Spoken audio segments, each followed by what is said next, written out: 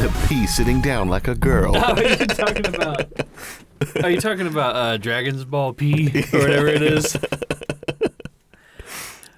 This is the old internet classic. That's still one of my most favorite it is. YouTube videos. That video is like 14 or 15 years old now. It still holds up. Isn't that insane, though? Yeah, it's amazing to me that YouTube is old enough to have like classics now that everybody knows. I'm surprised they don't have like a version of YouTube called like YouTube Classics. It's just all the hits.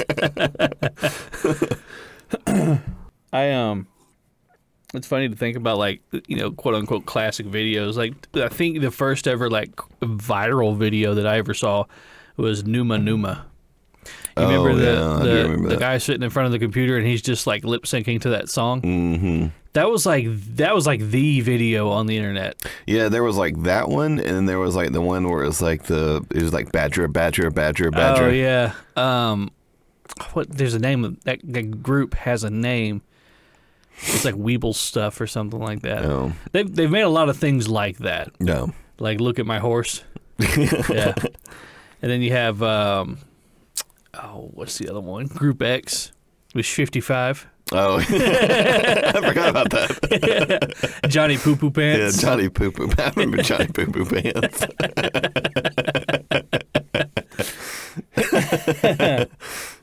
Those were such good times.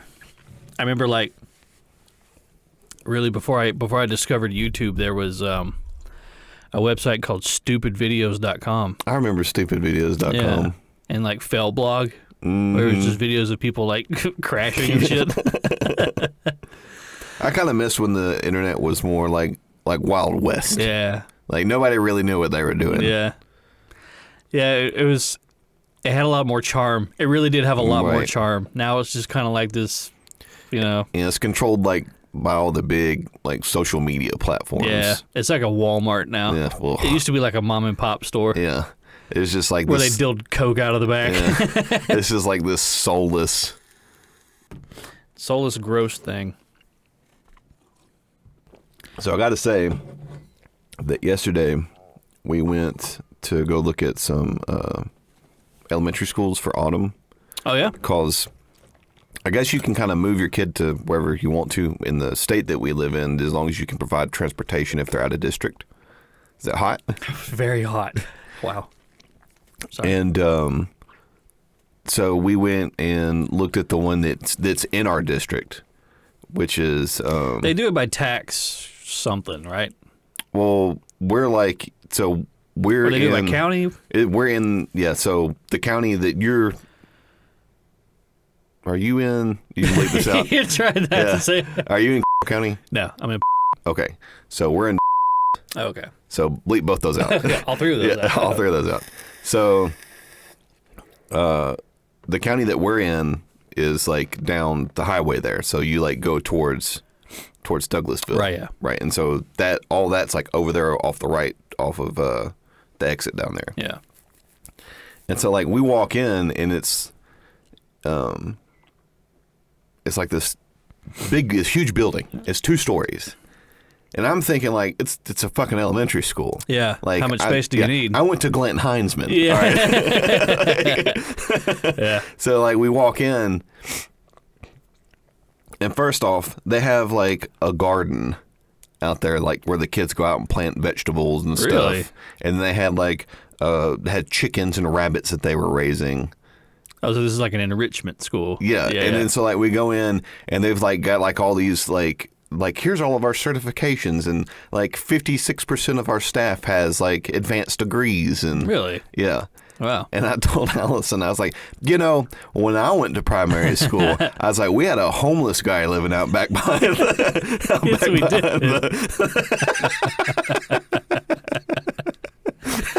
And the principal beat me. Yeah. Another adult who wasn't my relative physically beat me. Put their hands on me. Yeah, with a stick. I deserved it. Oh, yeah, no doubt. But things have changed.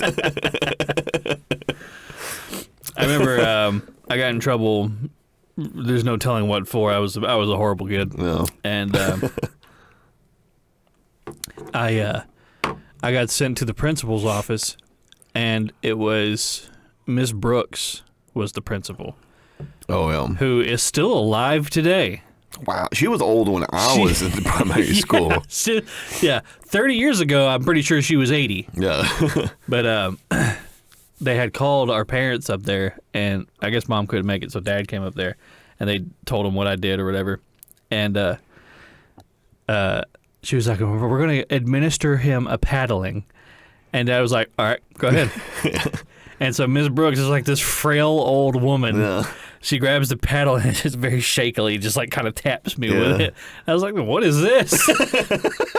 And Dad was like, no, here's how you do it. I remember I think I'd gotten maybe 5 or 6 paddlings, like up until middle school. Because after middle school, they don't really do that anymore. They're just like, get the fuck out of here. We don't want to deal with you anymore. Yeah. You're at the point now where we're just gonna put you in juvie. Yeah. Yeah. So I remember the first time I got a paddling, it was by Miss Brooks. Yeah. And so she gave me a paddling or whatever, and Dad was like, all right, come get in the car. And I was like, oh no. Oh, it's not over. So then he took me home, whooped my ass, and then brought me back to school after he got done whooping my ass. So I got a paddling, then I got my ass whooped. And then you had to go back to school. Then I got brought back to school. And then when I got home, I got sent to my room, and I had to wait in my room for it felt like hours. Yeah. And then once that was over, it was like, hey, give me all your shit because you're grounded. Yeah. Give me your Game Boy. Yeah. I don't know where it is. I haven't seen it. I don't know what you're talking about. I have an Xbox. Do you remember me and you were up late. I remember exactly what game we were playing. We were playing Smash Bros. Melee on the GameCube. Yeah, I remember what we were playing on the game. Yeah. Is that thing where you hit the punching bag and see how far you can get it to fly. And we had mentioned before, if you live in a 2-story house, you can tell who's coming up the stairs based on their pace or whatever. But Mom was quiet as a mouse coming up the stairs. I don't know how. That creak. You would never hear her until the last 2 steps. I don't know. She levitated up the steps. Glowing red eyes. But me and Wesley had stayed up late on the school night, and we I remember there was a point where our video game time got relegated to only the weekends. No. And so we weren't allowed to play them at all during the week. No. And so me and you had stayed up late. It was I don't know, a Thursday night or something. Mm-hmm. And we were playing that game. And Wesley was laying on his stomach, and I was sitting crisscross in the floor. And we hear to our left, Mom take those last 2 steps. And now, once you get to the top of the steps, there's nothing you can do. She can look immediately to her left and see us. Yep. And so we had less than a second to make a decision. And Wesley, who was laying on his stomach, he just kind of laid his head on his arm, like he was laying there sleeping. Yeah. I'm sitting up, straight up.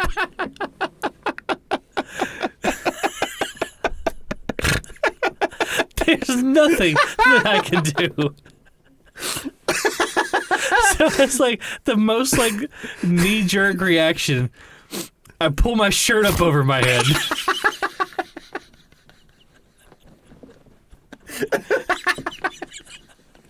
I'm just sitting at the floor and my shirt pulled over my head. And you still had the controller in your hands. I did. She's kind of oh, that's just how they're sleeping. Yeah, and the timer's running down on the thing. Yeah, it's very loud and beeping. Oh, it was so stupid. Because I specifically remember that class on my side. I opened when I looked up to you. I was like, what the fuck is he doing? All I could. That's all I could do. So we got in a little bit of trouble for that. And then I remember one time it had to have been on a weekend. We were playing video games. There's all 3 of us in your room. And I guess you were supposed to have cleaned your room. Oh, yeah. This is a good story. And Mom had come up, and she turns the corner and starts laying into us, and she starts yelling at you, I thought you were going to clean your room. And you were like, I did clean my room. And she goes, is that why the trash can is over fucking flowing? Yeah. And we were all like, whoa. Yeah. We have never heard her ever use the F word. To this day, I think that's the only time I've ever heard her say it. She's like, I thought I told you to take this fucking trash out. And I was like, whoa. Oh, shit, it's real. I was like, I'll take it out. Like, Dad would just drop the F-bomb in casual conversation, but, like, Mom never said it. I think that's the only time I've ever heard her say it. Yeah. I think the angriest that any of us have ever made Mom was when Aaron threw that yo-yo into the paint can. Oh, yeah. They had just put brand new carpet in his bedroom, and Mom was, like, painting the walls. Mm-hmm. And he was standing there next to her, and he's playing with a yo-yo, and Mom says, do not get that yo-yo in this paint can. Yeah. And he immediately throws the yo-yo, it goes in the paint can, he whips it out, and flings paint all over the brand new carpet. So I didn't see this when it happened, but I was there for the aftermath. I had come home, and I was going to go back up to my room. And by the time I like turned the corner in the foyer where like the staircases that goes up to our rooms, I just heard like stomping, like there was a stampede coming to the house. And Mom was shrieking like a banshee, like the craziest sound I've ever heard. And she was chasing Aaron down the steps. Aaron is literally running away from her, like she's a rabid dog. The whole time she's chasing him down the steps, she's kicking him in the ass. And she kicked him in the ass so hard that she broke her foot. So our mom made good on the promise of I'll break my foot off in your ass. She really did it. Oh my goodness. Well, wasn't it Mom was giving you a whooping one time and she hit herself with the belt? Yeah, she came up on the backswing and whipped herself in the back with it. I remember because I was like, well, that was the shortest whooping I've ever gotten. Must not have been that bad. Oh, well. You know, I know like the difference between Mom and Dad was like Mom had to get you while she was mad. Yeah. Because if she didn't get you while she was mad, then she wasn't going to whoop you. Yeah. So with Mom, as long as you could get past like the initial like I'm mad at you, right? Like first 15 minutes, yeah, like you're golden. You're not going to get a whooping. Dad, however, was not that way. So no, he would. With Dad, what would happen? He would put it in his schedule. Right. With Dad, what would happen is like we would get in trouble. And of course, we'd get home, and then Dad would come in. He'd say, "Go to your room." Yep. And then you go to your room. And then you'd be in there for God knows how fucking long. Yeah, they just make you wait. Yeah, hours. Make you wait for it. It just felt like fucking hours. And then, so you'd be sitting on your bed, and then finally you'd hear him come down the hall. He'd open up the door. Yep. And then he'd sit down on the bed next to you. He'd talk to you about what it was that you did. Yeah. It's like, do you know why it is that you're in trouble? Like, he would make you explain to him why it is that you were in trouble. Yeah. And then he'd be like, are you going to do it again? And we'd be like, well, we all know that I'm going to do it again. Yeah, it's a matter of incapability, right? And then he would do the thing where he'd like slap both of his knees and go, then get up, and then he'd like take a step and he'd try and go, all right, he'd be like, all right, yep, put your hands on the bed. And you hear him take that belt off. Oh no.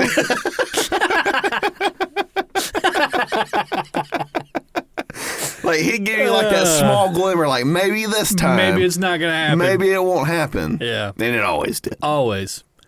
It was always guaranteed for me, like on report card day. Oh, yeah. I get that report card, my whole day's just ruined. Like, fuck. Like, I hate this day. I remember so for a while there, like all our schedules in the morning were kind of weird. So like you were driving at this point, and Nanny and Pawpaw would take me to school. Mm-hmm. So you would, in the morning, would drop me off at Nanny and Pawpaw's house, and then you would go to school, then they'd take me to school. And then... oh, that must have been when I first got my driver's license, yeah, it had to have been early. So you dropped me off, and I, go to knock on their door or whatever, and nobody's home, and I don't have a cell phone. Right. This is pre Yeah. everyone having a cell phone. Yeah.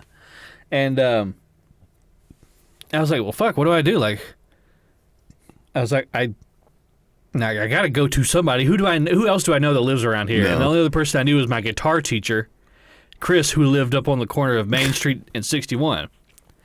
And I was like, well, I guess I'll start walking. And so I probably walked about 4 miles to his house. And I don't know if I've ever talked about my guitar teacher, but he was a very interesting man. He was as hippie can be. Oh yeah. Like classic hippie. Like everything that he said with he said it like it was the most important thing that you needed to hear. And he always had his hand on his heart. He was a very sensitive man. Yeah. But I walked in and I knocked on his door, and I hear him go, "Who is it?" And I was like, "It's Gary." And he opens up the door, and he's standing there just in his tidy whities. And he goes, "Gary, welcome." It's like, "Hey, Chris, you might put on some pants? I got to go to school." So he takes me to school. But the fucked up thing was, it was report card day. Yeah. So I was like, I could have just fucking walked home. Yeah, and it'd probably been a shorter walk just to walk home. And I remember Dad telling me, he was like, when I heard that you had to walk all the way to Chris's house, he was like, I felt so bad for you, but you bring home this piece of shit report card.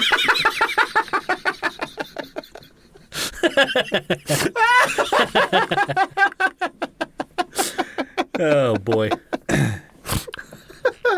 You remember when they came out with Parent Portal?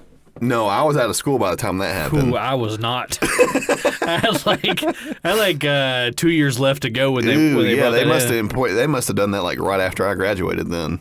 Which means that Aaron had to deal with it for probably 7th grade all the way to graduation. So Parent Portal, I'm sure most of you know, but Parent Portal was this thing where your parents could log on and see exactly how your grades are doing at all times of the day. No matter when. There was no report card day. Yeah. It was every day. Every day's report card day. Yeah. And I was like, man, if this was a thing, like, back when I was in, like, 3rd grade, when I really did not give a shit, like, it wouldn't have been good. It would have been bad. I would have went to, like, a facility.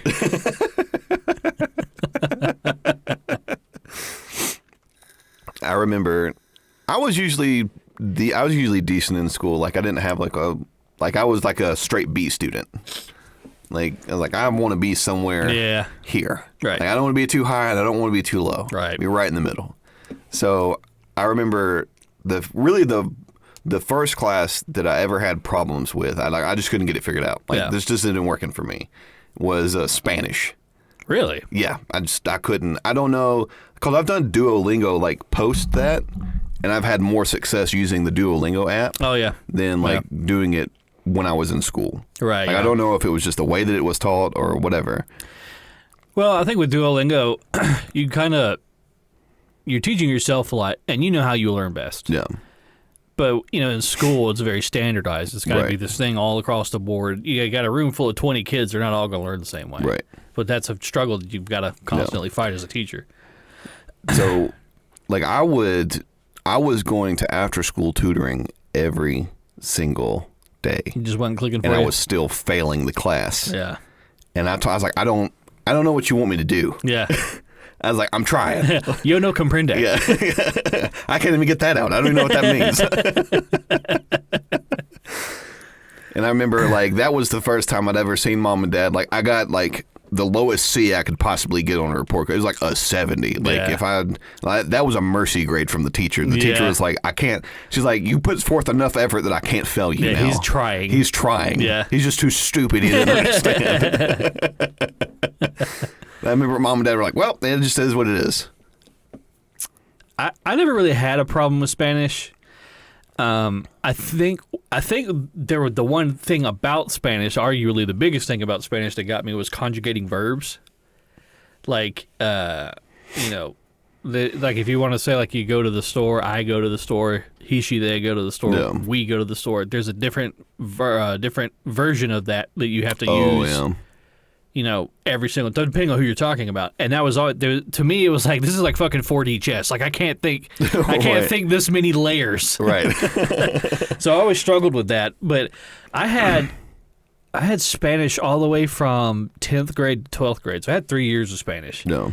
And the reason why was because you take Spanish 1 and then you take Spanish 2. Mm-hmm. Well, our Spanish 2 was taught by Mr.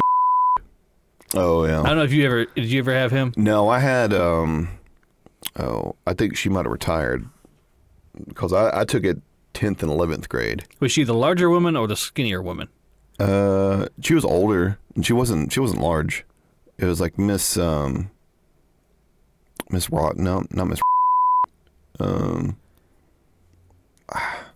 think the two I'm thinking about is Miss. She was the student teacher when I was taking really? Spanish too. She was a full-blown teacher. Yeah, she was so the other teacher, she must have retired by that point. Yeah. Gotta have a lot of censoring to do in this episode. But, so anyway, my Spanish 2 teacher was basically incompetent.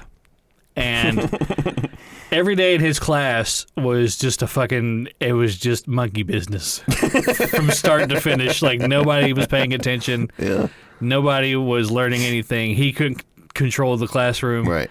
I remember there was one day where he walked in and he told everybody, he was like, I'm going to give money to all the kids who have behaved this year.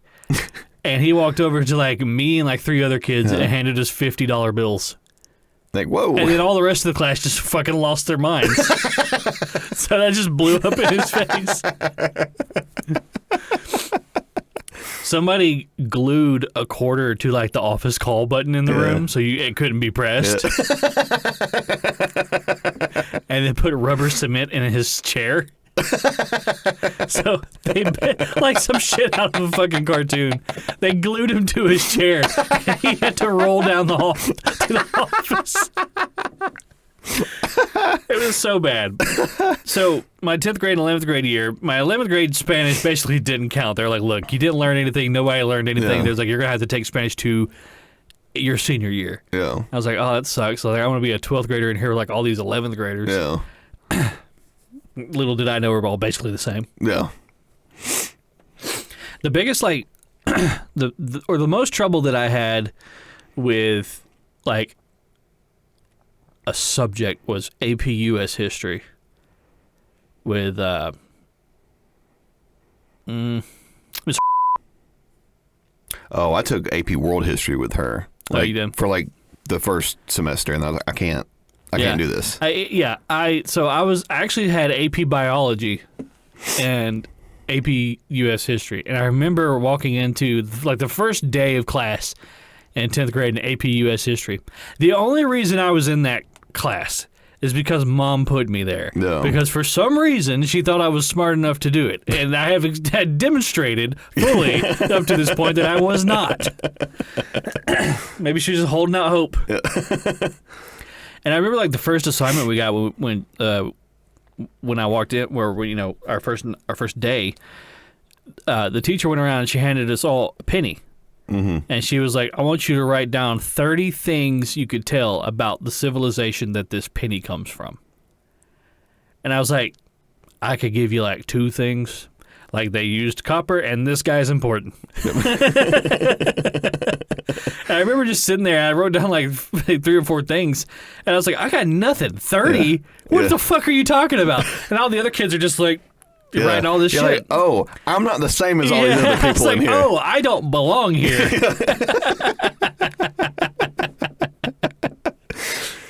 Because I remember I had, and it's such a difference, but because I was in like AP World History with her, and like that group of people that was in that class is much different than the group of people in like the normal class and the other class that I went to. So I went to, you have to bleep this one out too, I went to class. He had retired by the time I No, his ass got fired. Oh, right. He was the one that was fucking around with that other teacher. Oh, yeah. Well, at least it was another teacher. Yeah, so... And not like another right, like a student. So, yeah, like a student. So, I went into his class, and like you said with the other teacher, like, he had no control over this class. Yeah. Like, I think that I sat through maybe one or two of his entire classes. Yeah. Other than that, I went to the gym, I played basketball. Yeah. Like, I was never in his class. Because, like, everything that he was covering that the other class... AP World History, they'd already covered it. Right, yeah. So it's like, I already know all this information. Yeah. Like, not well, but... I've at least heard about it. Yeah, I've heard about it. So I recognize some of these words you're saying. Right. So... Over the raucous uproar of this classroom. So that's what I remember, like, looking at... I told Mom, I was like, why? There's, like, no in-between here. No. Like, it's just, like... It's like up here and then gin pop. Yeah. Yeah. Yeah, absolutely. I was like, I didn't realize how bad it was. I remember like so I actually saw AP US History through to the end. No. And I think I passed that class with like a C, like 72. I was like, that's good enough for me. No. As long as it means I don't have to do it again, I don't care. No. But I had AP Biology, which was going great until the teacher, Miss Dunbar, figured out that you were my brother. You can leave that one in because she's a real bitch. I hate that woman. She is a full-blown cunt. Yeah, absolutely. With a capital C. Yeah. And, like, I'm telling you, it was night and day difference. Like, I remember you telling me, you're like, look, don't let her know that you're my brother, that I'm your brother, because she hates me. Yeah. And I don't know why. She hated me from the jump. And I was like, really? So you're like, yeah, she'll be that petty. And I made it through like the first semester, and she found out like right towards the end. And I remember because we had this midterm we had to turn in, and she was like, you can take it home, whatever, do what you need to do with it. She was like, but hand it to me by 3:00 tomorrow. No. And I go to hand it to her. And it's like 2:00. No. And I walk to her classroom, lights are off, and the door's locked. I was like, fuck, what do I do? And so I walk outside, and I see her walking to her Jeep. No. And she's about 5 feet from the Jeep, and I'm like a couple yards away. And I'm calling out to her. Yeah. Like, I've got my midterm. I have it. I'm coming to give it to you. Prior to the time that you stated that I should give it to you. And so I know that she heard me. Yeah. I know that she did. But she ignored me and got her Jeep and peeled out of the parking lot, and I got a 0 on my midterm. No. So then I had to go to like remedial biology because that's the only other option. No.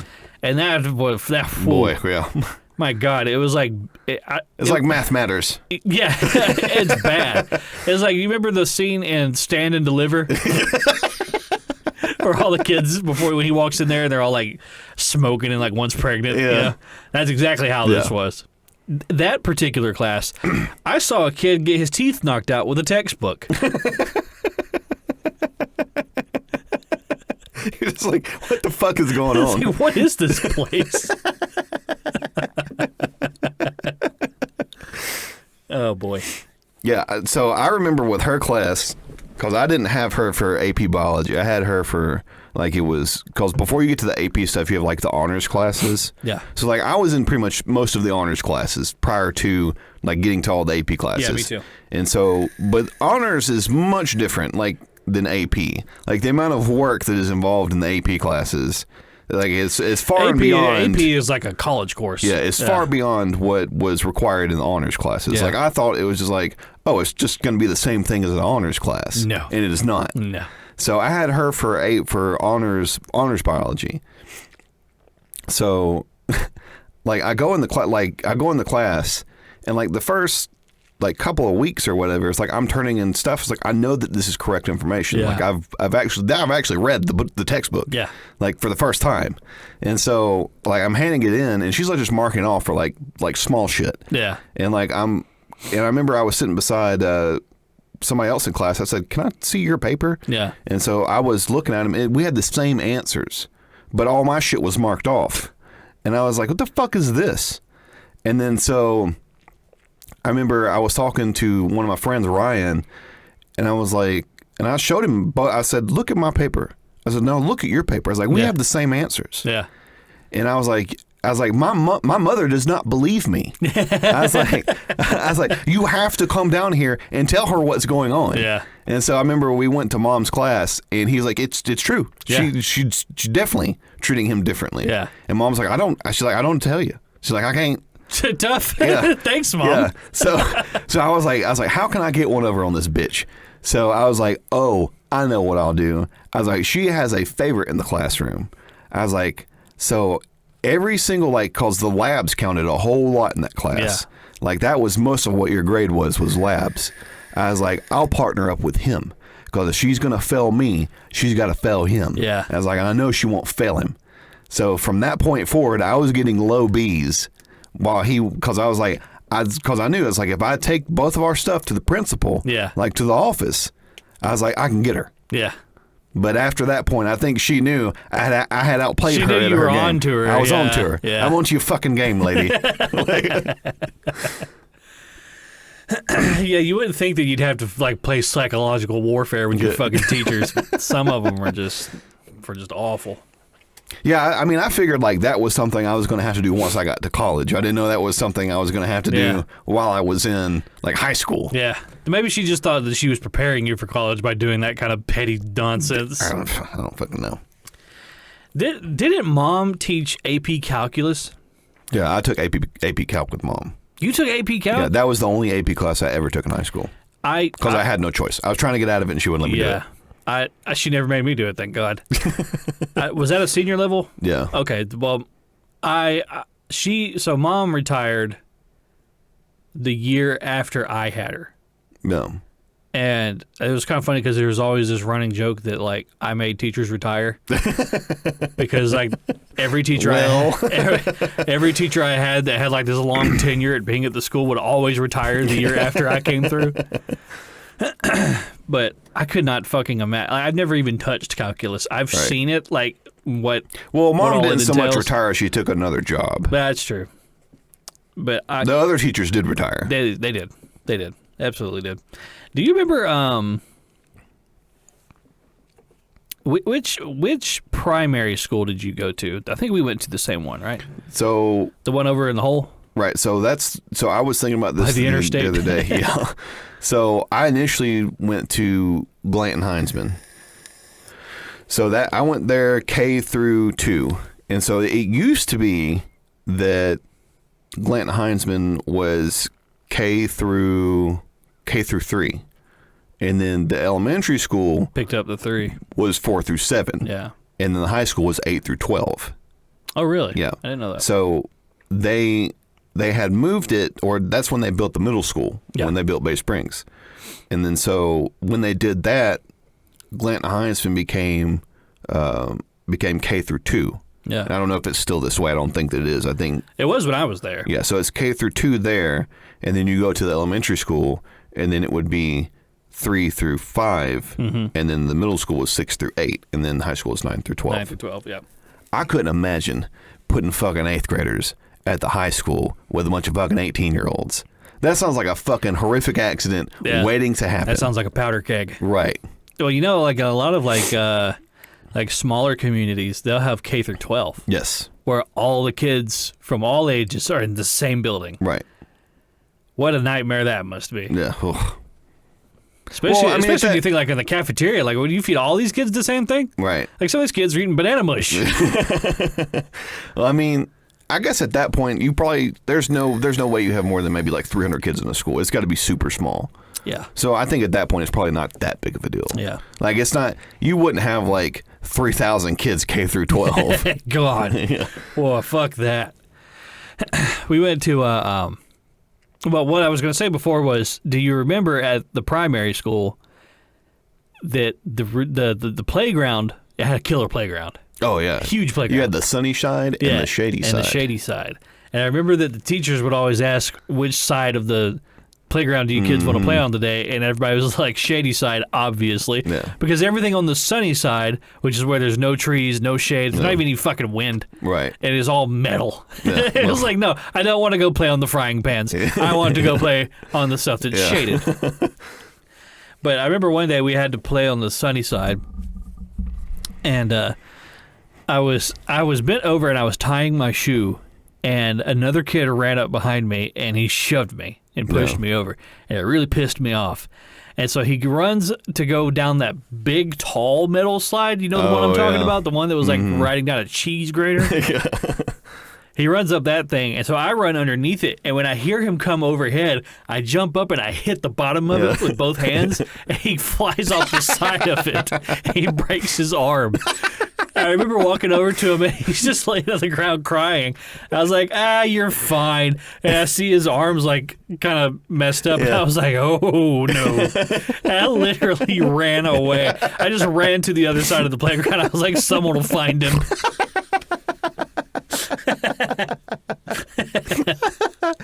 Oh. And the funny thing was with that primary school was like all the stuff like on the side that had no trees, like that was all like the new stuff. Yeah. Like that was like all the new playground equipment they put in. The stuff on the shady side was old. Like lead paint old. Yeah, lead paint old. So that school actually used to be K through 12 for the black community. Really? Yes, that used to be the black school in town. Wow, I didn't know that. For those that want a little bit of history about it was like back in the 60s. Yeah, the town that we grew up in. So, yeah, before like they integrated the schools, that was the black school.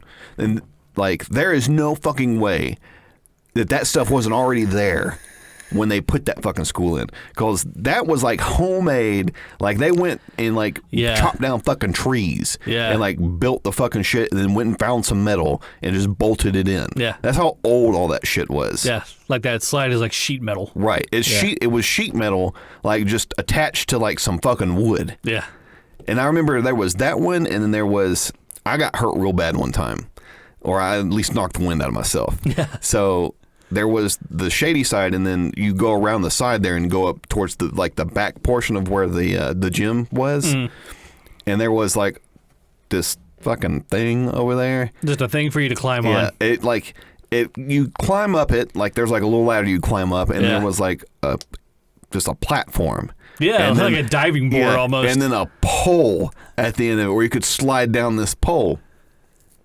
I don't know, it's like a good, I guess as tall as your ceiling. Yeah. Like, it was a good... It was about 10 feet off the ground. 10, 11 feet off the ground. Like, high for a kindergartner. Yeah. Well, you're a kid, it's like 30 feet. Yeah. And then, so, I was like... And, like, I was the only person over there. I was just playing by myself. And I was like, oh, I'll run and jump and grab that pole and then slide down the pole. And I don't want to go at it head on. Yeah. So I'm going to have to run from the side and grab it. Yeah. And then so I run and go to grab and I whiff. Oh, no. And so you just ran and launched off this thing. And like I land just like, I do like a belly flop onto the ground. Oh. And so this is like one of the first times I'd ever had the wind knocked out of me. Yeah. And I'm like, nobody's over there. Yeah. Like they're all on the sunny side because we're not supposed to be playing on the shady side. And so like I'm over there by myself. I'm like, dying as far as you know.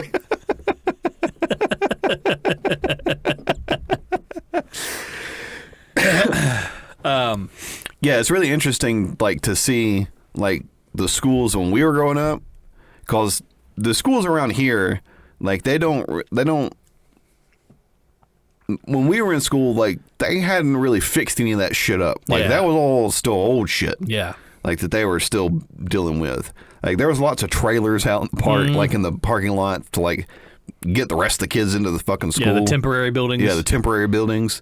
And then like the elementary school was fucking old too. Yeah. That used to, so before they built the high school, I think with our grandmother, she went to the elementary school. Like that's where she went to school, K through 12.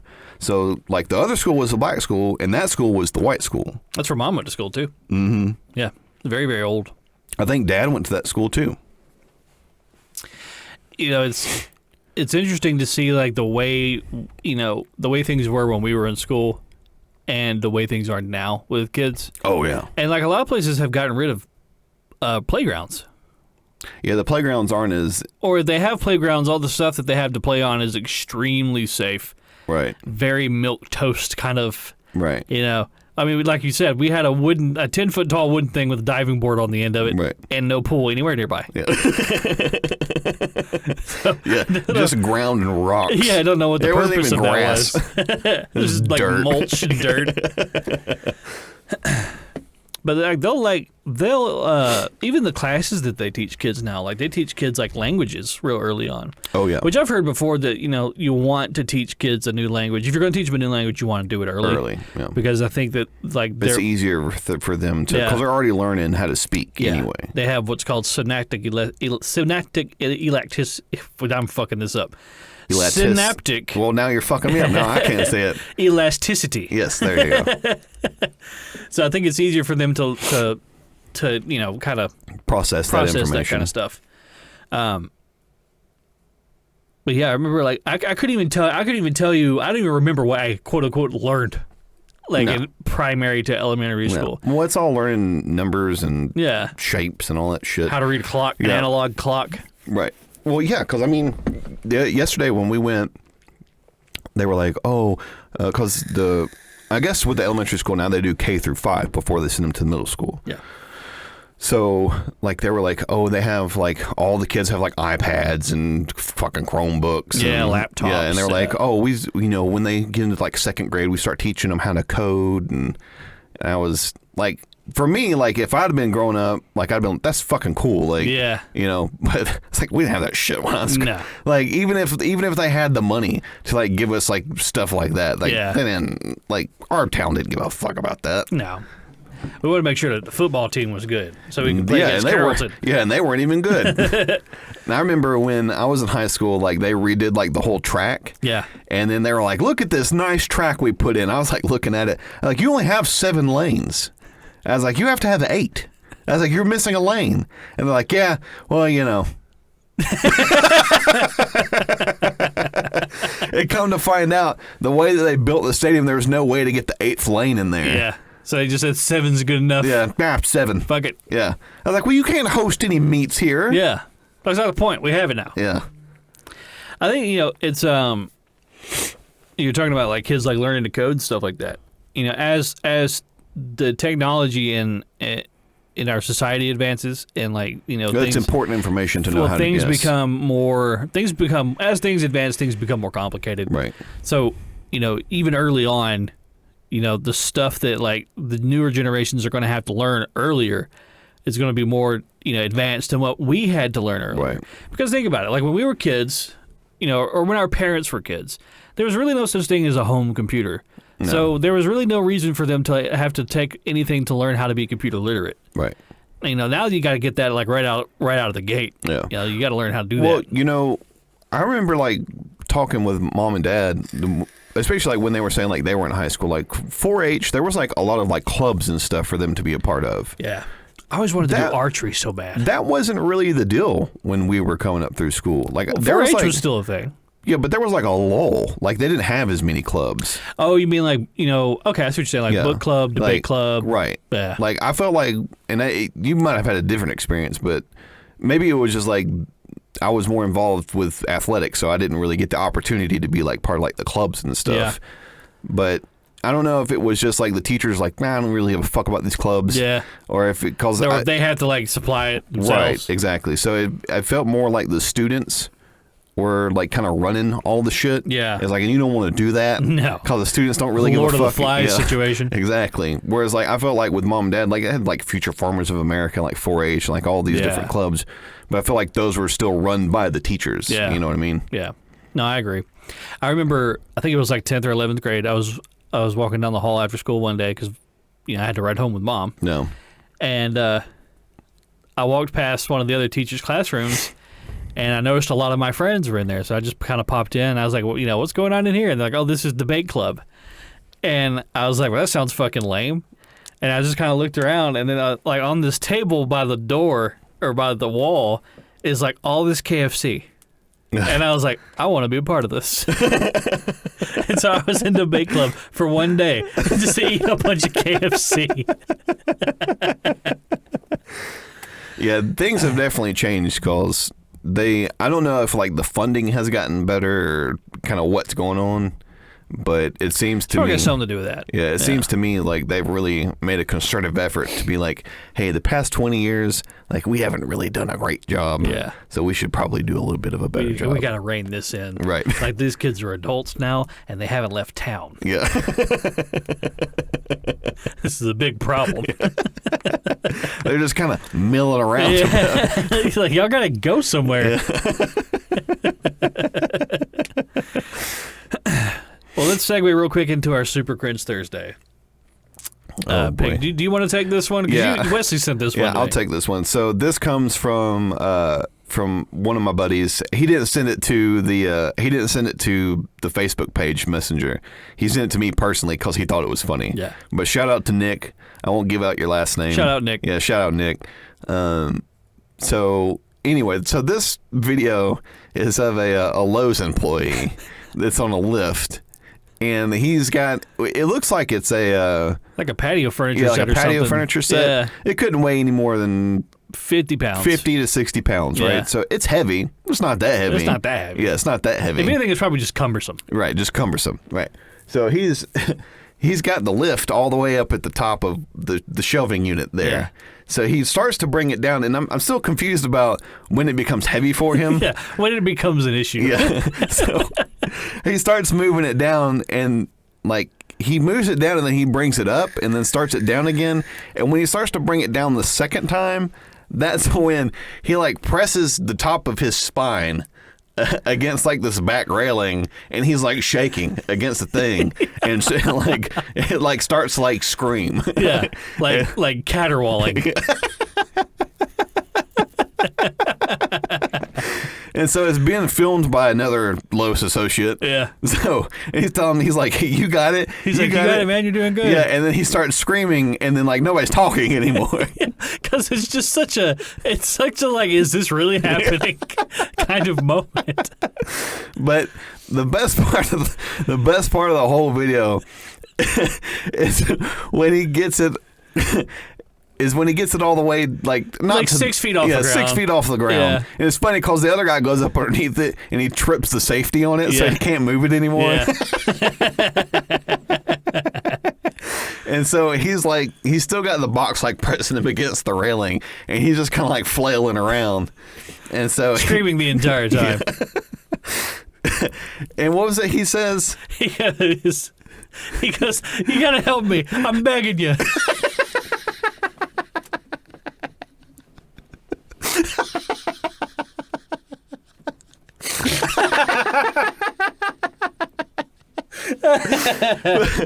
Oh God! I'm begging you.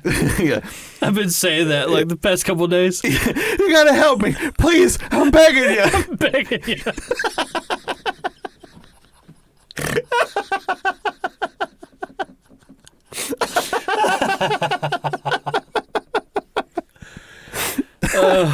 Oh God, that's so funny.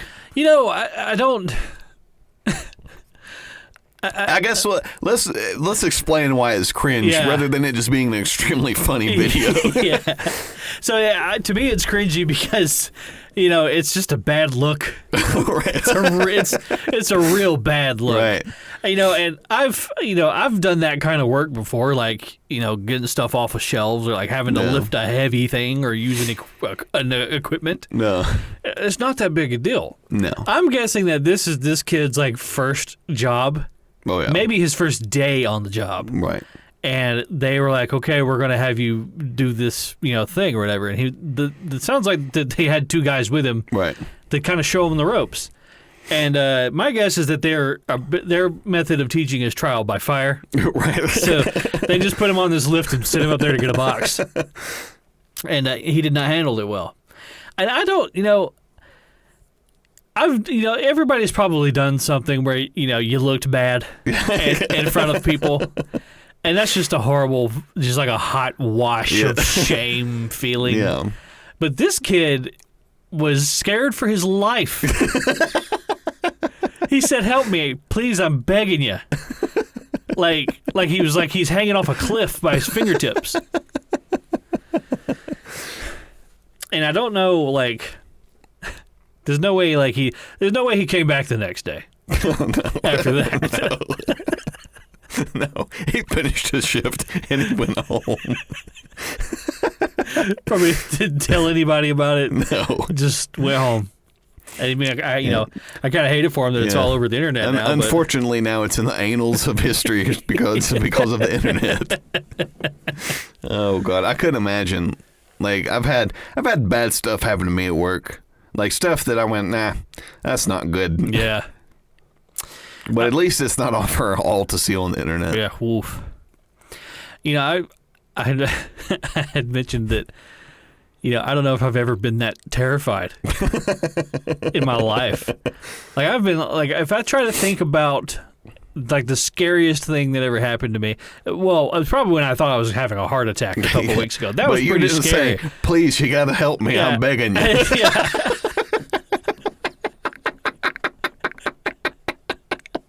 I just told my wife to take me to the hospital. Yeah. Can you imagine if you come in and like grab the bed, you're like, please, you gotta help me. You gotta help me, Doc. I'm begging you.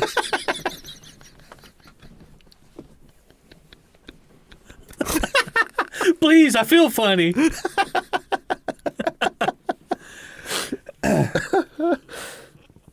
I can't think of anything. I can't think of anything that has ever made me screech the way that kid did. Yeah. You know? Because he was like screaming at the top of his lungs. Yeah. He's like, ah! He sounded like he was being electrocuted. You know what his scream reminded me of Marv from Home Alone. Because he was like shaking and screaming at the same time. His like bowl cut hair is like flipping around on his head.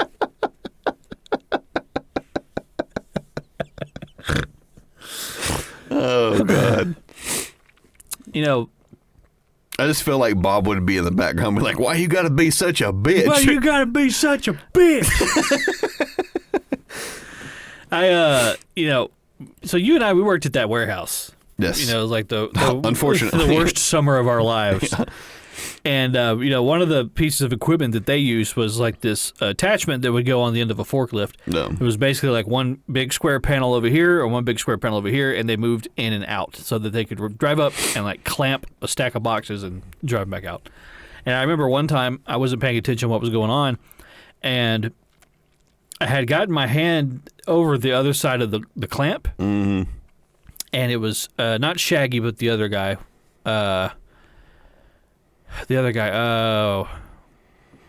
Jason. He was like a short white dude.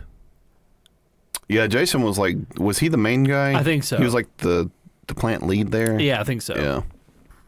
But he was driving it, and I got my arm over in between like the boxes and that one side of the clamp. Yeah. And he clamped it, and it pressed my arm like into the box. Yeah. And even then, I was just like, Jason. Yeah. And he was like, oh shit, sorry. And he let off of it. And but if he had gone even an inch closer, it would have probably crushed my arm. No. But even if that happened, I probably would have started screaming. Yeah. But it hadn't happened yet, so I was still calm.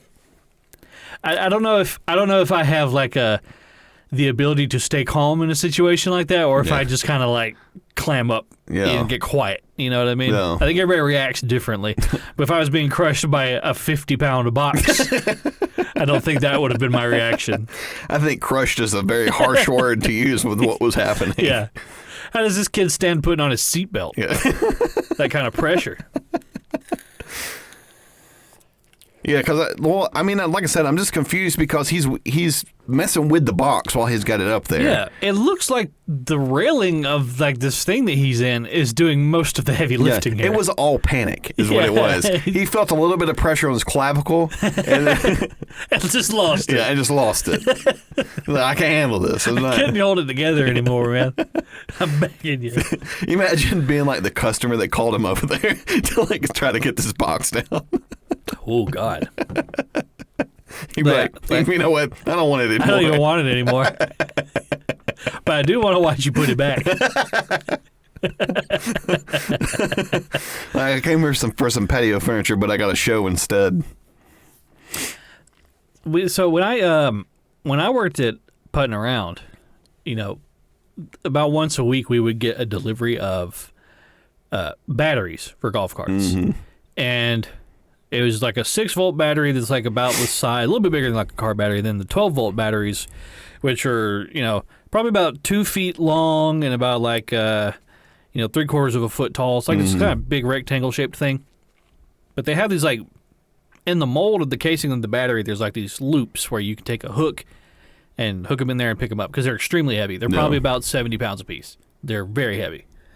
And the guy, so whenever the guy showed up, like, I didn't have to help the guy unload him, but I did because like he would have several to unload. I wasn't going to stand there and watch him do it, So I'd help him unload it. The one day he shows up and he had like a kid with him, like somebody who just started working there, like somebody who knew somebody who knew somebody got him a job.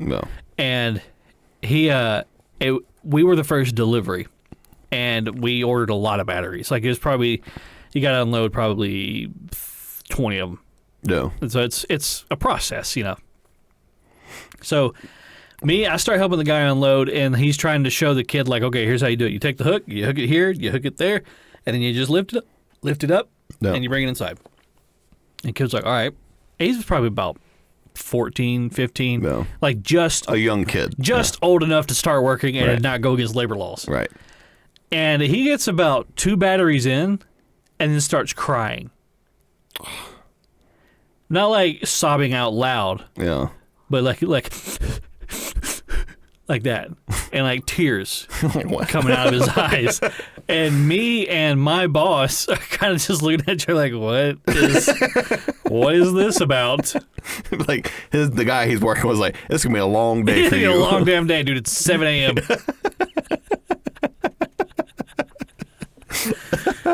And I remember like he unloaded a few more, and then like I remember I was watching him, and by the time like nobody was addressing that he was crying.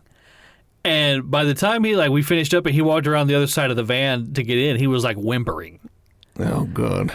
And I was just like, man, like you are in for a rough fucking awakening. Yeah, a rough life. A rough life if, you had to lift a couple of heavy things. Right. And set them down 5 feet away. Like I'm sorry that was hard for you, but it doesn't get better. Yeah. So you are going to have to sack up. You're going to have to nut up.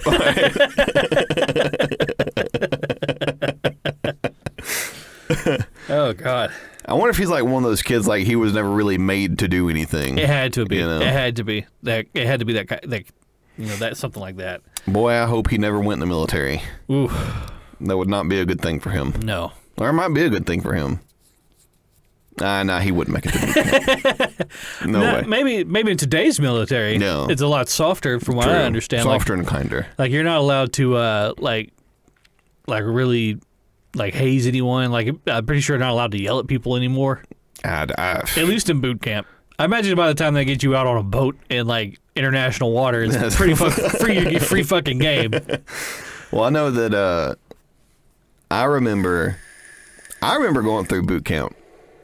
And I remember, like, so there's, like, a period of time where, like, they can't really, like, make you do, like, they can make you go do stuff. Yeah. Like, we have to go, like, get your shots. We have to go do these records. Like, you have a lot of admin shit that we have to get done so that we can get you, like, to the boot camp portion of this. Yeah. So they call it P days. So, like, P days is, like, when, like, you didn't really have a uniform. Like, you were wearing, like, the blue sweatsuit or, like, this blue sweats that they gave you. Yeah. So, like, like, they couldn't make you do push-ups. They couldn't make you run. They couldn't make you do any of this stuff. Like, you had to get through, like, all the shots and all that shit first. And so, like, the first day, they said, the night that we went to sleep, they said, no, tomorrow, like, we're going to get you. Yeah, we're going to hit you hard. Yeah, we're going to hit you hard. So, they come in, like, 4:30 in the morning, flip the fucking light on, let's go. And so, like, everybody's, like, doing push-ups while they're, like, everybody's brushing their teeth, and they're sending people to go brush their teeth. Everybody else is doing push-ups. Yeah. It's like the longer you take to brush your teeth, the more push-ups you're going to have to do out here. Yeah. So everybody is like doing push-ups. And so the kid that's like catty corner from me on the opposite side just starts fucking crying. Just like crying, like bawling his eyes out. Yeah. And so the fucking drill instructor goes over there. He's like, he's like, "See me recruit so-and-so. Why the fuck are you crying?" And he's like, "It hurts." And so I just remember being like, "Well, then just stop. Just lay there." Yeah. Like, the worst he's going to do is yell at you to keep going. Yeah. Like, if it hurts that bad, just don't do them.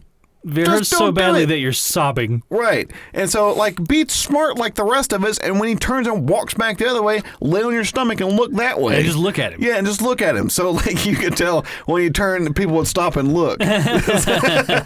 Like, this whole side would stop doing push-ups, and then when you turn, everybody started doing push-ups again. That's funny.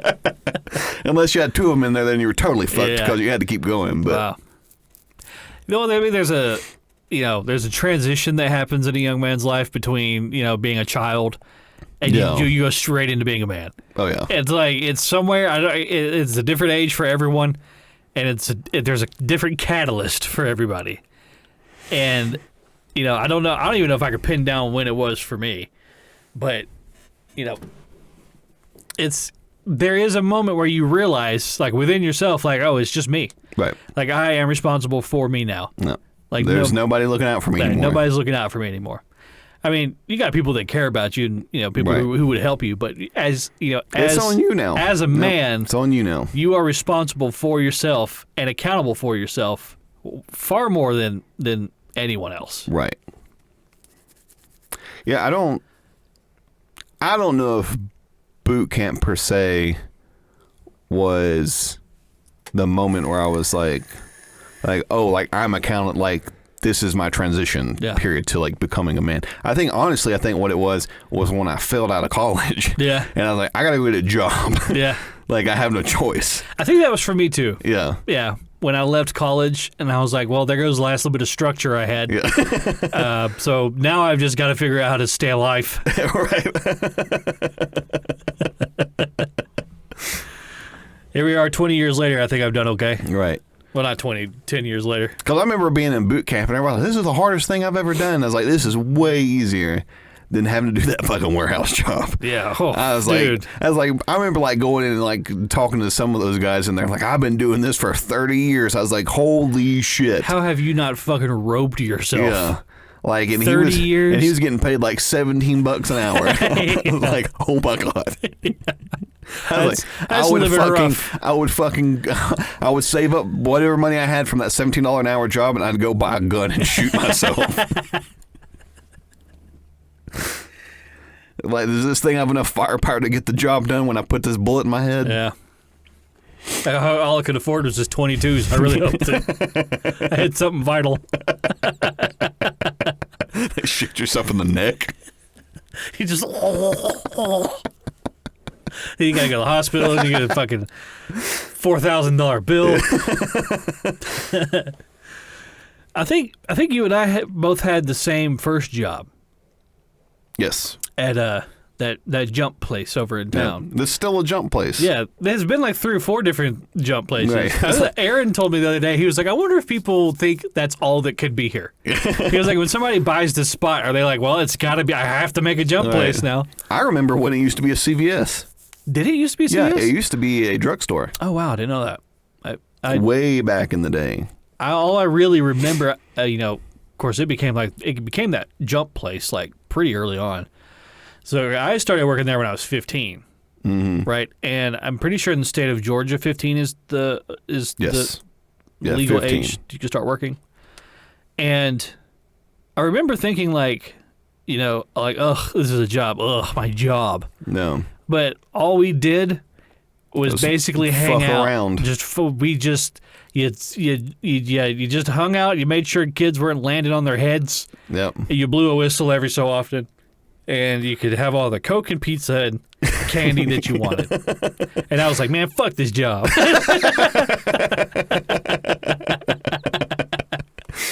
Little did I know. Well, I just remember my main thing was, it was like, they always had like the Nick Jr. channel on. It was like always playing the same fucking songs over and over again. Yeah. I was like, can we not just like put one like ESPN or something on? Yeah. Like, you can't do any other channel just on one TV. Yeah, just over here where we are. Yeah. I I remember one. So you and I never worked the same shift. Probably for the best. Probably for the best. And I remember one day our boss was like, go and wipe all the dust off of all the jumps or whatever. No. And when we say jumps, we mean like these bouncy castles. It was a big building full of bouncy castles.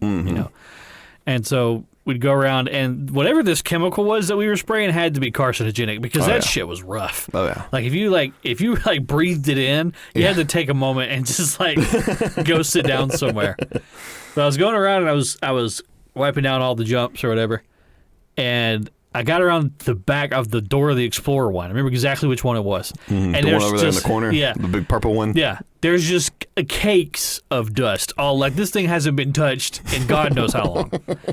And I go back there and I'm wiping all the dust off. And in the dust, I see written out Wes. So you had gone back there to quote unquote clean. And he just wrote your name in the dust. It's called it good enough. Oh, God. Ugh, I remember one time I had to get into one of those because like a kid went there just pissed all over herself. Ugh. I saw one time there was one, the biggest one that was in there was the Jurassic Park one. Mm-hmm. And it was kind of a cool one because like you'd crawl up in the thing and then like there's a big area for you to jump around in, but then there's like a kind of like a rock climbing wall up to the top, and then you could slide down it. And I remember I was walking through I went to the back to get like some more drinks to put in the cooler up front. And as I was walking back towards the front, I looked over at the Jurassic Park one, and there's a kid standing up at the top of it with his little kid cock out, and he's just peeing. You're like, he looks at me like he might as well have been like, "How's it going?" Like, you little fuck. I was like, well, I guess I'll go clean that kid's piss. We had kids vomit. Yeah, ugh. Kids would puke all the fucking time. I was like the first time we went up there since it's changed ownership or whatever. Yeah. Like now that it's what it is now, like a different company. The first time I've been there since then was for Autumn's party. It is much more professionally run now as opposed to when we were there. Yeah. Because I know that when we were there, the guy that owned it, we kept telling him like, you have to put an arcade in here. Yeah. Like you have to do it. Yeah. And he's like, no, the kids need to come in. They need to get their exercise. I was like, no, you need to run a fucking business. Yeah. Yeah. You are here to make money. Right. I'm not here to make money. Right. I'm not here because I like it. Right. You're here because you said you'd pay me. Right. It's like, so you need to put a fucking arcade in here. Even if you don't like have video games and shit, you can put like a football throw and a skee ball and a fucking basketball game. Yeah. You can put something in here. Yeah. Yeah, if it's just arcade games that are like, more physical based. Right. Everybody loves skee ball. Skee Right. ball's fucking Everyone great. loves skee ball. Just put in like 6 skee ball fucking things. It's like, don't make money. I remember when we went there for Autumn's party, I noticed that the crow's nest had been removed. Mm-hmm. So when we worked there was like this. So like behind the front desk, there was this stairway that led up into, all I could call it. It was like a prison cell watchtower. Right. It was like this room with like glass all around where the guy could see. You could see over everything. And our boss would spend all of his time up there, and if you ever went up there, he would shut his laptop real quick so you couldn't look at what he was looking at. I don't know what that means. No. But that's what he did. Right. He would like get up real quick and like escort you back down the steps. It's like, all right, go down. Okay, all right, see you later. Bye. Don't come back up here. Because I remember, so there was like a few people that worked up there. I think I was like one of the first employees. Yeah. It was like me, and there used to be another girl that worked up there. She went to West Georgia. Like she was like the first employee. The dark-haired girl? Yes. Yeah. So she was like one of the first people I ever met on the job, and I think it was just me and her for a little bit. Yeah. And then like of course like other people were getting hired on there too. So, and I remember like sitting down with her. I was like, hey, like you ever noticed like when you try to go up there to talk to him about something, she's like, he shuts his laptop really quick and escorts you back down the steps. Yeah. I'm like, what do you think that's about?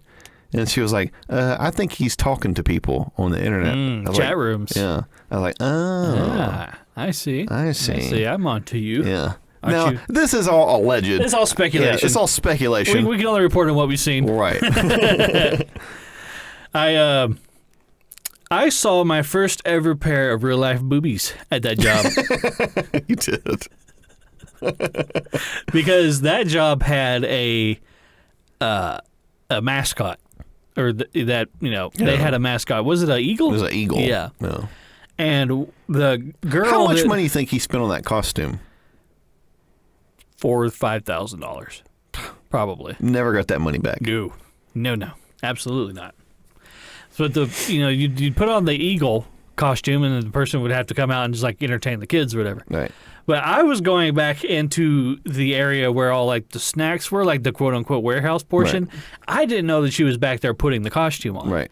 And when I opened the door and turned the corner, she was lifting up her shirt, and I saw them. And I never made mention that I saw them. I just looked at them, and then I went back outside. And I was like, today was a good day. Well, it's like, was she not wearing a bra? Well, I mean... And why would you need to take your bra off to get inside the suit? She was wearing a bra. Oh, okay. But I counted it as like it counts. Gotcha. I thought you meant like she was just like butt nude. Yeah, no, like free and like butt naked inside this costume. You fucking freak. Get all chafed inside of that thing. You ever hear like the horror stories of like people in like the mascot costumes at Disneyland? Oh yeah, it's awful. Like those people will like if you're like having a fucking heat stroke, they're like you can have a heat stroke, just don't do it in front of the people. Right. They're like you have to like make an exit in character. Yeah. And go like into one of like the employees only areas, and then have your heat stroke. And don't they have like a handler with them the whole time? I think a handler. Yeah. I think they do. And like apparently like you are not allowed to touch them. Nope. Like, that's a big no. Unless it's like kids like run up and giving like Mickey a hug or something like that. I know that Disney, I mean, they, I've heard so many horror stories of like people working there like at the parks and stuff, just like how awful it is, like how they run that place. No. It's like a fucking gulag. We know somebody that I don't know if he still works there, but he worked there for quite a while. I'm pretty sure he does still work there, but I think what he does is like he helps people get like he helps them put together like vacation packages or whatever and stuff. I thought he was working for marketing for the Orlando Magic now. Maybe. I knew he was doing that though. Yeah. For a little while. So I mean, maybe if you're doing that job, it's not quite so bad. But when you're in there with like the gin pop and you're wearing a big felt mouse costume. You ever seen that video where somebody got in a fight with Goofy? No, it was a guy in a Goofy costume was chasing a kid. Like he was like chasing him, not like playfully like running behind him like look and all that. Yeah, no, he was gonna get him. Yeah. So some kid's probably terrified of Goofy for the rest of his life now. Speaking of Goofy, the other night, Allison had to work, so I was trying to find something for me and Autumn to watch, and so I found a Goofy movie on the first one? Yeah, the first one. Yeah. And so we watched it. And I'd forgotten how good that movie is. It is really good. It's a really good movie. The second one's pretty good too. But visually it still holds up really well. Oh yeah. Yeah. Like 2D animation is timeless. Well, that's what done like well. Yeah, like I was watching because we were watching it and like most like the older movies, they don't really hold her attention like that. Like she wants like all the computer generated shit. That's what she's grown up with, right? But like that movie, she watched the whole fucking thing.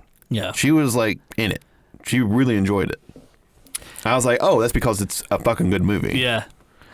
I mean, right. Well, so that, a lot of times you hear when people complain about like the quality of like stuff. Right.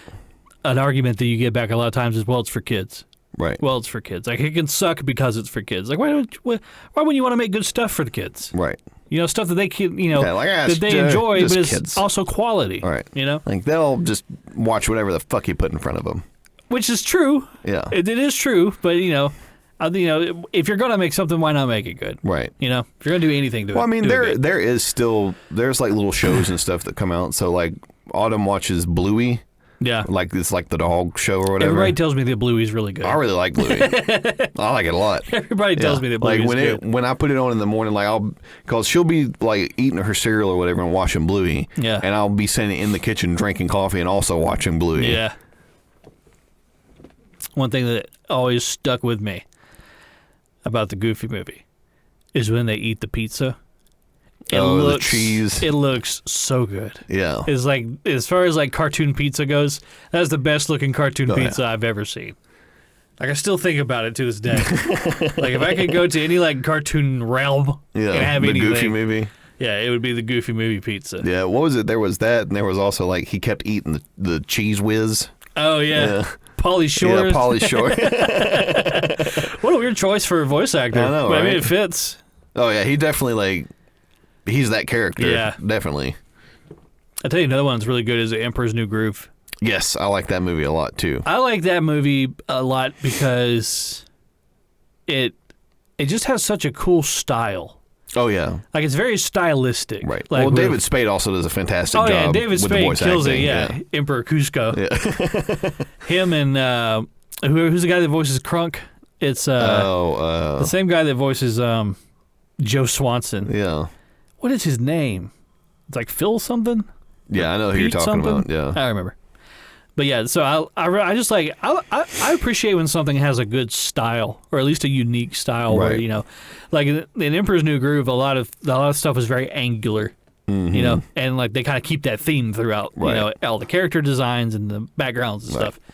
So it's really cool when you see that. Like a lot of stuff nowadays, like that's animated, you know, it might look visually, you know, good. Yeah, it might have like pops because of the colors that they use. colors, you know, they might have good color and everything, but you also have got to have a style, Right. something that sets you apart from everything else. Right. It's like with Samurai Jack, Yes. you know, like there was a lot of thick outlines, and people's like, you know, hands are very like square. So like stuff like that, you know, like if you removed a character from that show, you could tell what show they came from just because of the style that they're in. I mean, it's the same way with like, oh shit, what is it? I mean, really throughout history, like all of them have really done like all the Hanna-Barbera stuff. You can pick that out immediately. That's Hanna-Barbera. Yeah, There was like a definite art style that they used to create all those characters. it's the eyes. Right. They all had the same eyes. Right. Like even like you look at like Scooby-Doo, you look at like the Jetsons, The Flintstones. like Jabberjaw. Jabberjaw. Like all of them have like the same art style that they use to create those characters. You know, we had made mention of it before, but when I was a kid, the Hanna-Barbera cartoons were old. Yes. And I was like, this just does not hold my attention. Right. And I remember I saw a clip of the Flintstones a while back, and I forgot that the Flintstones had a laugh track. It did? It did. Huh. And I was like, wow. I was like, when they were making these shows, they really based it off of sitcoms. Like, yeah, sitcoms. Because that's really all they had to go off of. Right. Was sitcoms. And I was like, so it makes sense that the laugh track made it into that. Right. You know? But you don't really have laugh tracks in anything anymore. Especially not with cartoons. No, not with cartoons. Like if there's like a joke, you know, the characters aren't standing around while the laugh track is playing. Right. Like in the Flintstones, they would do that. Right. They're just like dead-eyed. Yeah, they're just like, you'd have like Barney and Fred would be like, Barney, and then like the laugh track would play. Yeah. And they're just standing there staring at each other. Yeah. Well, I mean, yeah, they still do that with like some sitcoms. Like they'll do it. Like I know that. What was it? Big Bang Theory. Big Bang Theory was very. Have you ever seen clips where they'll remove the laugh track from Big Bang Theory? It's like, wow, this show really sucks. Yeah. And with Friends, I do the same thing with Friends. Yeah, I know that there was a time there where they had. There was some animation that was going on before everything kind of got shifted to like computer animation before like the whole Pixar deal or whatever. That like you had what's the movie Road to El Dorado? Road to El Dorado. Oh yeah. Like that was like that was 2D animation, but it was very. But they also mixed in the 3D with that. Right. Correct. Yeah. There was a very fine window where they were doing a mix of 2D and 3D. Right. I think the best movie that ever came out of that era was Treasure Planet. Yeah, Treasure Planet was good. Treasure Planet is my all-time favorite Disney movie. And there was another one. It was about Exodus with Moses and the Pharaoh. Oh, no, you're talking about the Prince of Egypt. Yes, that was another good one. That's actually DreamWorks. Yeah, but they still use that same kind of style where like they were using 2D animation with a little bit of the computer graphics animation. That movie in particular does a really good job. Like if you're looking at it from like a technical standpoint, does a really good job with depth. Yes. Which is kind of a hard thing to do in 2 dimensions. Right. To kind of like give an idea of like how far away something is or how tall something is. Mm-hmm. I think they figured out like whatever technology they needed to figure out in order to give that illusion of depth. Right. And they play to that strength a lot during that movie because there's several shots where like a character is like standing up high above everyone else, or or they're looking down and like you can really tell like, oh, that's a long way down. Right. Which kind of sounds like a ridiculous thing to say, but when you're looking at something that's a flat image, right, it's kind of hard to get depth and perspective. Right. But no, yeah, there for a little bit, like they had some really creative stuff that was happening. Yeah. With animation, and then Tarzan was another one. Yeah, Tarzan was another one, and then like something just happened where they just like stopped doing it. They just moved to completely 3D. I don't know, like if they were just like the suits just decided that they could save time and money. That's got to be what it is. Move into just strictly 3D animation. Yeah. Even though I know that Toy Story, like when Toy Story first happened, it's you go back and watch Toy Story now, it's dated. Oh yeah. Like you can tell, like, oh, this looks like an alpha build of something else. Yeah. And it's still a very good movie. It's still a good movie, but like you can tell that the animation at least. Yeah, it's very, very old. Which that was actually the reason why they went with a movie about toys, and they don't show people a whole bunch. Right, because the people still look plasticky. Yeah, all the people look plastic, and their hair looks plastic. Mm-hmm. Even like the dog, like the that nightmare of a dog. That nightmare of a dog. Like if you compare like Sid's dog to like Andy's dog, like from the like first and third movies, you're like, wow, holy fuck! Yeah. Like this obviously looks like a dog. That looks like a demon. Right. To be honest with you, with as many like remakes as they're doing, I'm surprised they haven't like touched up that movie and used like the new technology. Yeah. And just used the same track that they had. Throw it out on DVD. Right. Yeah. I mean, there's even a huge jump between that movie and the second movie. Oh, massive! Yeah, like definitely. From 1 to 2. Yeah. Well, I remember even 3 to 4, there's a massive jump. Yeah. Not as big as the other ones, but it's very noticeable. Especially like when there's a very specific scene in that movie where the cat is stretching. Yeah, we've talked about that one before. And you like see the hair like come off the cat, and it's like you have like the rays of like sunshine coming down into the building. There was a lot of in that one in particular. There's a lot of shots where you can tell they're showing off. Oh yeah. Pixar's just swinging their dick at everybody else. Look what we can do. It's always it's funny to think about the amount of data and processing that is involved with a movie like Toy Story 4. Mm-hmm. Like if you had to guess like raw project file size, like before it's compressed and rendered, I mean. Hundreds of terabytes, probably. Yeah, I would say upwards of 90 terabytes worth of just information, the character models and and I'm assuming I would actually be very interested to see how they like sort of partition all that information, because I would imagine there's no way that. I'm sure that they're using like multiple servers to hold all that information. Oh, yeah. You know what I mean? They use like rendering farms too, probably. Right. My guess is, obviously the way it works is the movie file itself, when the movie's done, is going to be an MP4. Right. Which is just a string of PNGs. Right.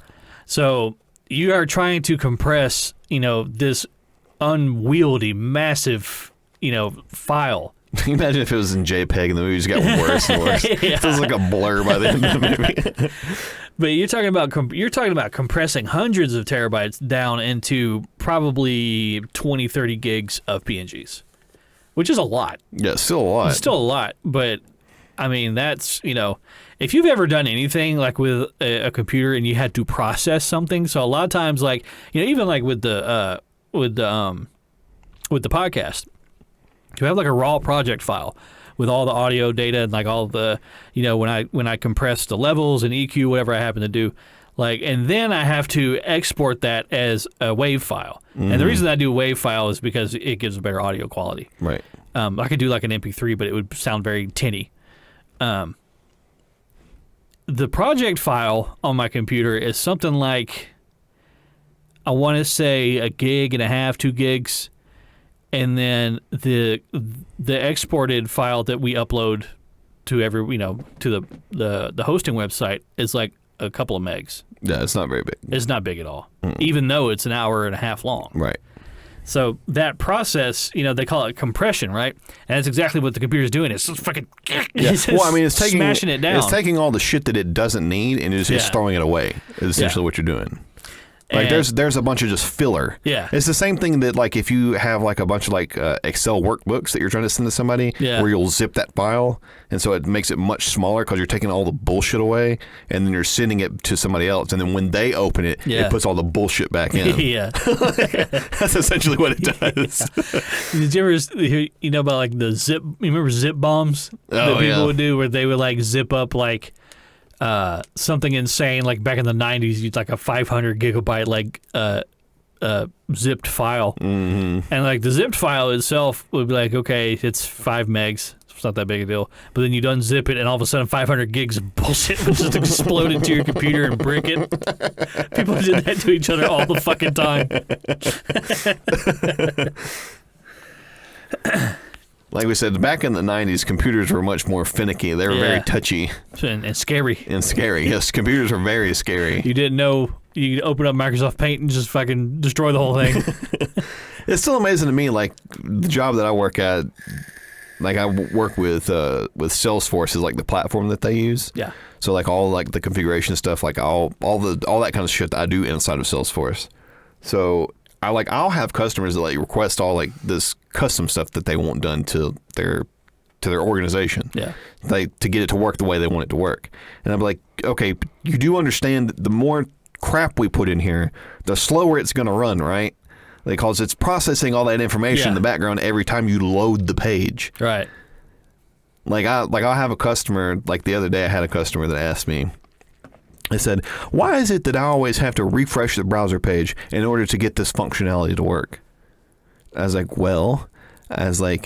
you don't have an open line of communication with the server. Yeah. I was like, with a browser, it's like the browser loads the page, gives you all the information on the page, and then as you submit stuff, you're sending it back to the server. Right. And the server processes it and then sends it back to you. Yeah.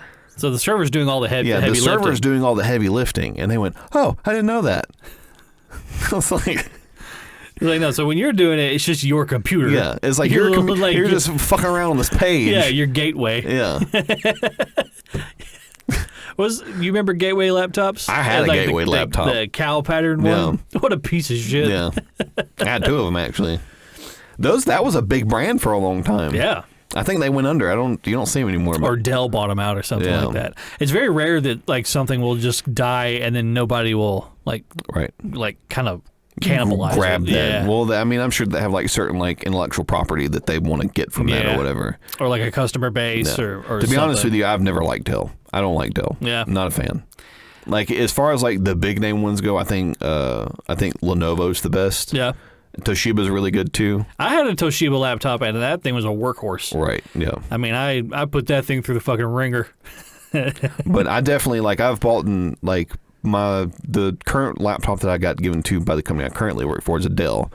And I'm not a fan. I don't like them. That's what mine is. Yeah. What operating system do you have? Do you have Windows 11? Yeah. I hate Windows 11. I can't stand Windows 11. And, I'll just bitch about this. I hate the UI. Yeah, I'll bitch about this right quick before we get out of here, but I cannot stand. Windows is the worst about this. Fucking changing the UI for no reason. And then making you learn the new UI. Yeah. Why on earth did they change the copy and paste functions from, when you right click on something, there used to be a text box that said copy paste. Now it's like up at the top and it's like symbols, like fucking hieroglyphics. Yeah. What the fuck are you doing? I mean, you can tell what they mean, but right. It's like, why change that? Like, why did I have to spend 5 minutes learning how to do this basic function again just because you changed where it is? Right. And they also, when that initially came out, I don't know if it's still this way or not, because I haven't grabbed an update. I know for mine it is. If you hit Control-Alt-Delete and it brings you to like the screen where you can lock the screen or you can open Task Manager, opening Task Manager is not an option. Yeah. So you have to go into the search feature and type in Task Manager in order to get Task Manager to open. So like if I have a fucking app, so if I have a workbook on my laptop that's open and I can't fucking close it, like it won't fucking close, I can't just hit Control-Alt-Delete and then grab the Task Manager. I have to go look for it. Like the fuck? Why did you change this? Why did you change this? What does this serve? What's the purpose of this? Was it just to fuck with people? Right. I just don't know why they do that. I feel like nobody really has a great UI anymore. No. Like, so there was Modern Warfare 2, the reboot, recently released. And one of the, among the many complaints, one of the biggest one that people had was with the UI. They're like, this UI is innavigable. You cannot make your way through this thing. It is impossible to figure out where anything is or how to get to the thing I want to get to. At the very least, people should be able to find their way around the thing that you made. And it came out that the person that they had to design the UI, or like the team, it was like 2 or 3 people, to design the UI for the game used to work for Hulu. Really? And that's why that UI looks the way it does. It's a downward scroll. Everything scrolls down, so there's nothing left and right. I mean, think about this. If you have a TV, which dimension is the longest on your TV? Right. From side to side, not top to bottom. So why are you listing everything top to bottom? You could get more information left to right. Right. I just don't fucking understand it. Like, how do you make such a horrible UI and you look at it and you go, oh, yeah, this is easy to understand? Right. Well, you also have to take into consideration, like, what's the platform that people are using to do this? Yeah. Like, with a mouse, I can scroll down. It's not that hard. Yeah. Like, of course, like, most, like, with websites and stuff, they usually tell you it's like, you use this dimension for the website. You don't want a scroll bar from left to right. You did that. We don't do that here. We never want that. Because most people, if they're on your website, are right. You don't want to scroll up and down. Yeah. But for a TV, it's like, I don't want to spend the whole fucking time going fucking up and down. Just give me the fucking shit. Yeah, it's like, imagine if you went to a website on your phone and scroll all the information was left to right. Yeah. Or if Facebook was, you couldn't scroll up and down on Facebook, you had to scroll left to right. Ugh. That just feels really cumbersome. Yeah. It doesn't feel good to do that. Well, it's like, did nobody tell them that in beta testing? They're like, your UI really fucking sucks? I don't know. Like, you would think that somebody would stop and would have been, this doesn't really work. Yeah. It's like, I feel like we could get more and clearer information on the screen than what we have right now. Right. And then the person from Hulu probably called them racist. Jeez Louise. And they got fired. Yeah, and they got canceled. Fired. Burned them at the stake. Well, I believe that's all we got time for today, everybody. Any corrections this week? No corrections this week. Also, I just realized that once again we didn't bring in the podcast. So this was episode 61, in case you were wondering. But yeah, as always, thank you guys so much for continuing to listen to the podcast. We really, we like getting down here and recording, and it's a good opportunity for me and Wes to kind of just unload the week of bullshit onto one another and also onto you guys. And I've been looking at our numbers, because every time I go and I look at them, all of our stats are going up. Like, if you look at our all-time downloads, you can see like a bar graph of every month. The total downloads is getting higher and higher. Right. So I can tell that we are getting new listeners. Right. If you are a new listener to the podcast, make sure you go and follow us on Facebook. We're not exactly active on Facebook, but most of our community engagement happens there. It's also where we post our Super Cringe Thursday videos. So if you listen to us do a Super Cringe breakdown, you can come in armed and on the same level with us there if you watch it. But yeah, so thank you everybody who's been engaging with the podcast. Thank you everybody who has left reviews and likes and all those things. And our visibility is starting to grow. We are even our search engine optimization. If you Google Thicc Bois podcast, it's us that comes up. That's us. So, thanks again, everyone. Do you have anything you'd like to close with? Nope. Just like Gary said, thank you so much for the continued support. Don't forget that if you are a new listener, don't forget to, if you're enjoying the podcast, of course, that you leave a rating or a review. Even if you don't like it, leave a rating and review. Tell us that it sucks. Tell us that it sucks. Tell us how we can provide a better product to you all. If you hate it, make sure you send us a message and we'll read out your hate mail. Yeah, we'll do that as well. We're looking for engagement. Yeah. So, but just thank you so much for the continued support. We really do appreciate it. We enjoy doing the podcast, and we just look forward to doing more of them and hearing from you all. So thank you so much. And 39 episodes from now, we'll have 100 episodes. I would say that we'll do like an extravaganza, but we're probably not. It'll probably just be a 100th episode, or we'll just sit down and talk. Yep. We'll say at the end of it, oh, yeah, this was the 100th episode. All right. Well, that's the podcast, everybody. Thank you and goodbye. Bye, everyone.